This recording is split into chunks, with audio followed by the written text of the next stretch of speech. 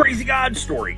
Yesterday, when I was at breakfast, I asked my waitress if I could pray for her for anything, and she stopped for a minute and she said, "Yeah, I need peace. Pray for that." She'd been out of prison for 3 years and in that time had never gone back to the way that she used to be before she was incarcerated, but she was really stressed out that that might happen soon. You see, she was on parole and under constant court-ordered supervision, and she felt like that was the thing that was keeping her from relapsing, but her parole was about to end. And she was stressed because she was worried that when her parole ended, it might result in her going back to becoming the person that she used to be. So I shared my story with her about how I used to be a terrible person and I couldn't change no matter how hard I tried, and I almost went to prison as a result. But when I gave my life to Jesus, the Holy Spirit radically changed me and has kept me from ever going back to the way that I used to be.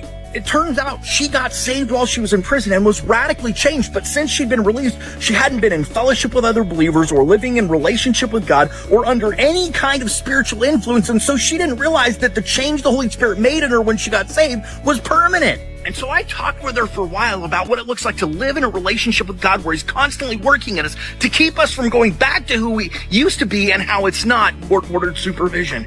Through that conversation, the Holy Spirit changed the course of that woman's life going forward. Jesus said whoever believes in Him, the Holy Spirit will come out of that person like a river of living water. That means that when you try and talk to people about Jesus, the Holy Spirit will speak through you to them.